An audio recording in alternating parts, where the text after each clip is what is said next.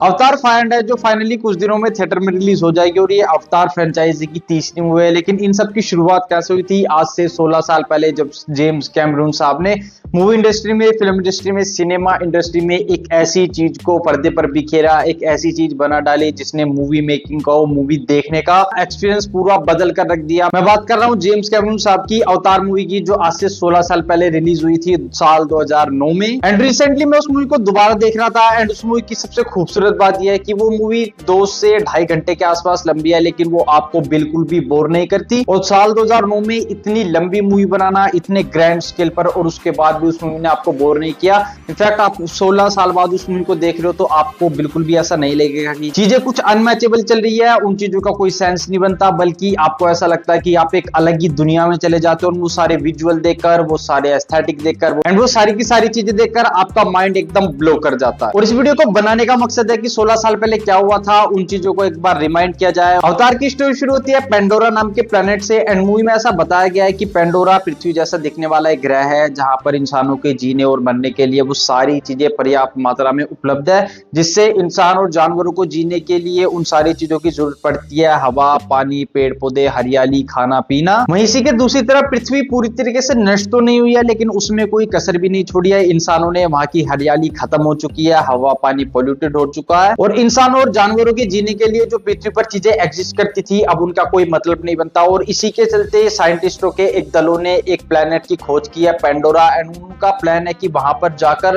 वो अपनी एक दुनिया बसाएंगे, वहां के लोगों को अपने हिसाब से ढालेंगे, वहां के लोगों के साथ वो नेगोशिएशन करेंगे, और बदले में उनका प्लेनेट वो यूज करेंगे। वहां के रिसोर्सेस, नेचुरल चीजें, हवा पानी और जितने भी धातु होंगे वो उन चीजों का यूज करेंगे। एंड जितना जल्दी हो सके वो पेंडोरा में चल रही अपनी जितनी भी रिसर्च है उनको कंप्लीट करना चाहते हैं, ताकि पेंडोरा को वो अपने हिसाब से डेवलप कर सके और पृथ्वी को छोड़कर वो वहां पर एग्जिस्ट करने लग जाए। और इसी चीज को मुकम्मल करने के लिए वहां पर काम कर रही है 2 टीम, जिसमें से एक मिलिट्री वाली टीम है और दूसरी साइंटिस्ट और डॉक्टरों की एक टीम है। और इन दोनों ही टीमों में कुछ अच्छे लोग हैं, कुछ बुरे लोग हैं, जिनमें से आधे लोग ये चाहते हैं पेंडोरा में जो लोग रहते हैं उनको नावी बोला गया है, नावी लोगों के साथ रहन सहन करके, थोड़ा नेगोशिएशन करके, उनकी तौर तरीके, उनके भाषा, उनके रहने सहने का तरीका सीखकर उनके साथ साथ में एग्जिस्ट किया जाए। वहीं इसके दूसरी तरफ कुछ लालची और एरोगेंट लोगों की टीम आती है, जो चाहते हैं कि पेंडोरा के लोगों को मार पीट कर भगा दिया जाए और उनकी जमीन में जितने भी खनिज है, जितने भी रिसोर्सेस है, उनको पूरी तरीके से निचोड़ लिया जाए, जिससे उस पूरी रिसर्च टीम की तनख्वाह निकल सके, उस पूरे रिसर्च सेंटर का खर्चा उठाया जा सके। और ये जो बातचीत करने के लिए, नेगोशिएशन करने के लिए, नावी लोगों के साथ रहन सहन उनका सीखने के लिए उन्होंने एक ऐसी टेक्नोलॉजी डेवलप की है जिसमें उन्होंने एक कोकून बनाया हुआ है जो बिल्कुल नावी की तरह दिखता है, और उसमें रियल लाइफ लोगों को एक ऐसी मशीन में डाल दिया जाता है जिसकी वजह से रियल लाइफ पर्सन हाइबरनेशन में चला जाता है और उसकी सोल, उसकी सोच उस अवतार कोकून में चली जाती है, जो पेंडोरा के लोगों के साथ घुल मिल जाएगा, बातचीत करेगा। और इसी प्रोग्राम को, इसी चीज को उन्होंने नाम दिया है अवतार प्रोग्राम, और इसीलिए उस मूवी का नाम रखा गया है अवतार। और इन्हीं सबके बीच एंट्री होती है जैक सली की, और जैक सली को इस प्रोग्राम के लिए चुना जाता है क्योंकि उसका भाई इसी टीम का हिस्सा था, लेकिन किसी हादसे में उसकी मौत हो गई और उसका डीएनए उसके भाई से काफी ज्यादा मिलता है, तो इसी चीज के चलते उसको चुना जाता है और वो अवतार प्रोग्राम में शामिल हो जाता है। और इन्हीं सबके साथ स्टोरी आगे बढ़ती है कि कैसे जैक सली अवतार प्रोग्राम का अब एक हिस्सा है और वो अपने कोकून के साथ, नावी लोगों के साथ पेंडोरा में काफी घुल मिल गया है। वो वहां के लोगों के तौर तरीके सीख रहा है, वो कैसे खाते हैं पीते हैं, वहां की चीजों को एक्सप्लोर कर रहा है। और इन्हीं सब उनके तौर तरीके सीखने, उनका रहन सहन, उनका कल्चर, कैसे चीजें एक दूसरे से कनेक्टेड है, और वो सारी की सारे लोग एक दूसरे से किस तरीके से बात करते हैं, उनकी भाषा, उनके बीच किस तरीके का इमोशनल कनेक्शन है, उन सारी चीजों को सीखने के दौरान उसको वहां की ही एक लड़की से प्यार हो जाता है, नेत्री, जो उस कबीले के राजा की बेटी है। तो सारी चीजें नेत्री उसको धीरे धीरे सिखाती है। धीरे धीरे जैक सली उनके दल में, पेंडोरा के लोगों के साथ, पेंडोरा की हवा में, उन सारी चीजों के साथ अच्छी तरीके से घुल मिल जाता है। एंड यहीं पर आता है ट्विस्ट। एंड मैंने आपको बताया था कि इन 2 टीमों में कुछ अच्छे लोग एग्जिस्ट करते हैं, कुछ बुरे लोग एग्जिस्ट करते हैं। तो अच्छे लोगों के बारे में तो हमने बात कर ली, अब बुरे लोगों की बात करते हैं। बुरे लोगों में है एक कर्नल और उसकी पूरी की पूरी आर्मी वाली टीम। ये सन की है कुछ भी करने से पहले सोचेगा नहीं, इसको बस एक ही चीज आती है, सामने वाले को मार दो अगर वो बातचीत से ना समझे तो। और इन्हीं के साथ एक लालची बिजनेसमैन जो चाहता है कि पेंडोरा में जितने भी खनिज है उनको वो आखिरी सांस तक चूस ले और पृथ्वी पर जाकर उनको हैवी दामों पर बेचे, जिससे वो काफी ज्यादा अमीर हो जाएगा और उस पूरे के पूरे रिसर्च सेंटर का वो खर्चा उठा पाएगा। एंड पेंडोरा में एक अलग तरीके का पत्थर, जिसे आप धातु भी बोल सकते हो,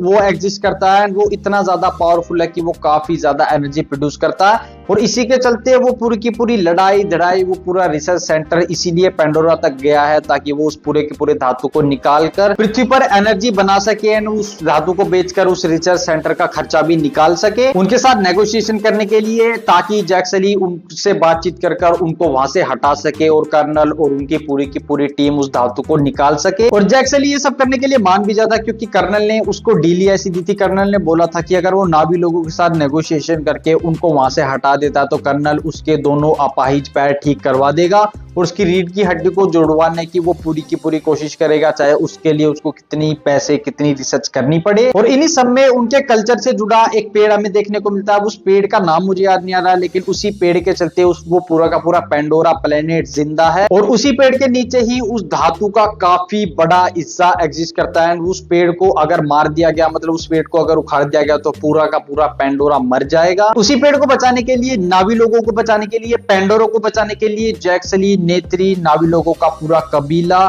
एंड पेंडोरा में बसने वाले जितने भी जानवर हैं और साइंटिस्ट और मिलिट्री के लोग जितने भी अच्छे वाले थे, उन वो सब मिलकर एक साथ मिलिट्री के खिलाफ, उस कर्नल के खिलाफ एक जंग छेड़ते हैं। एंड क्लाइमैक्स में हमें वो भारी जंग देखने को मिलती है जिसमें हमें नेचर वर्सेस साइंस देखने को मिलता है। जेम्स कैमरून साहब ने काफी खूबसूरत तरीके से उस चीज को इतने साल पहले हमारे सामने प्रेजेंट किया। मतलब एक तरफ आपको जानवर उड़ते हुए देखने को मिलेंगे, दूसरी तरफ आपको बड़े बड़े हेलीकॉप्टर उड़ते हुए देखने को मिलेंगे, एक तरफ कोई एरो और बो चला रहा है लेकिन दूसरी तरफ कोई ऑटोमेटिक गन चला रहा है और वो सारी चीजें एक दूसरे से इतनी ज्यादा डिफरेंट है लेकिन उनको एक साथ ऐसी तरीके से दिखाया गया है कि ये चीजें काफी सालों से एक दूसरे के साथ एग्जिस्ट करती थी, लेकिन जब इनका क्लैश हुआ तो वो इतना ज्यादा घमासान था, इतना ज्यादा क्योटिक था कि काफी ज्यादा नुकसान दोनों ही पार्टियों को झेलना पड़ा। एंड वो जो पूरी की पूरी जंग थी उसको जैक सली ने लीड किया नावी लोगों की तरफ से, दूसरी तरफ कर्नल अपनी टीम को लीड कर रहा था एंड उनके बीच हमें एक घमासान क्योटिक युद्ध देखने को मिलता है। एंड कहीं क्लाइमैक्स में जाकर हमें 1-to-1 फाइट देखने को मिलती है जैक सली और कर्नल के बीच। एंड उसी 1-to-1 फाइट में जब कर्नल जैक सली पर भारी पड़ता हुआ देखने को मिलता है तो नेत्री उसकी छाती में 3-4 तीर दाग देती है एंड कर्नल वहीं पर मर जाता है और नेत्री अपने जैक सली को उठाकर